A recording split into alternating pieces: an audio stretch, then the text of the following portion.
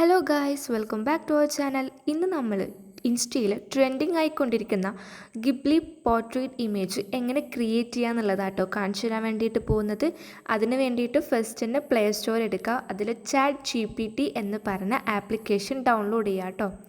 ഇതെല്ലാം ഡൗൺലോഡ് ചെയ്യാണ്ടും നമുക്ക് ചെയ്യാൻ വേണ്ടിയിട്ട് പറ്റും.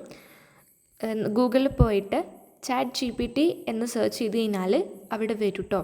ഇതിൽ കയറിയിട്ട് ഇവിടെ ChatGPT എന്നുള്ളൊരു ഓപ്ഷൻ ഉണ്ട്. അതിൽ ക്ലിക്ക് ചെയ്ത് കഴിഞ്ഞിട്ട് നമുക്ക് ലോഗിൻ ചെയ്തിട്ട് ചെയ്യാവുന്നതാണ്. അപ്പോൾ ഞാനിവിടെ ആപ്ലിക്കേഷൻ ഡൗൺലോഡ് ചെയ്തിട്ടാട്ടോ ചെയ്യുന്നത്.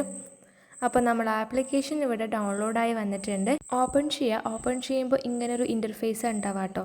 അതിൽ നമുക്ക് കണ്ടിന്യൂ ക്ലിക്ക് ചെയ്ത് കൊടുക്കുക. അപ്പം ഈ ഒരു ഇൻ്റർഫേസാണ് വരുന്നത്. അതിൽ താഴെ ഒരു പ്ലസ് ഐക്കൺ ഉണ്ട്. ആ ഒരു പ്ലസ് ഐക്കണിൽ ക്ലിക്ക് ചെയ്ത് കഴിഞ്ഞാൽ ഫോട്ടോസ് എന്നുള്ള ഓപ്ഷൻ കാണിക്കും. അപ്പോൾ അവിടെ ലോഗിൻ ചെയ്യാൻ കാണിക്കും കേട്ടോ. അപ്പോൾ ഗൂഗിൾ ആണെങ്കിൽ ഗൂഗിൾ വഴി എന്ത് ചെയ്യുക, നമുക്ക് ലോഗിൻ ചെയ്ത് കൊടുക്കുക. എന്നിട്ട് ആ പ്ലസ് ഐക്കണിൽ ഒന്നുകൂടെ ക്ലിക്ക് ചെയ്തിട്ട് നമുക്ക് ഫോട്ടോസ് സെലക്ട് ചെയ്ത് കൊടുക്കുക. അങ്ങനെ ഫോട്ടോസ് സെലക്ട് ചെയ്ത് കൊടുത്തിട്ടുണ്ട്. ഇനി അതിൽ convert photo to Ghibli image എന്ന് പറഞ്ഞിട്ട് നമുക്ക് അവിടെ ടൈപ്പ് ചെയ്ത് കൊടുക്കുക കേട്ടോ. എന്നിട്ട് അവിടെ സെൻഡിൻ്റെ ഓപ്ഷൻ ഉണ്ട്, അത് സെൻഡ് ചെയ്ത് കൊടുക്കുക. അപ്പോൾ പ്രോസസ്സ് ചെയ്യാൻ വേണ്ടിയിട്ട് കുറച്ച് നമ്മൾ ടൈം എടുക്കും കേട്ടോ.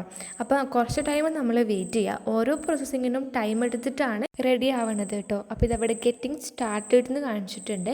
ഇനി കുറച്ച് ടൈം എടുത്തിട്ട് നെക്സ്റ്റ് പ്രോസസ്സിലേക്ക് പോവും. അങ്ങനെ ഇതാ അടുത്ത് നമ്മുടെ പ്രോസസ്സിലോട്ടേക്ക് പോയിട്ടുണ്ട്. Creating image may take A moment. അപ്പോൾ നമ്മൾ ക്ഷമയോടെ വെയിറ്റ് ചെയ്യാം കേട്ടോ. അപ്പോൾ നെക്സ്റ്റ് പ്രോസസ്സിലേക്ക് പോയിട്ടുണ്ട്.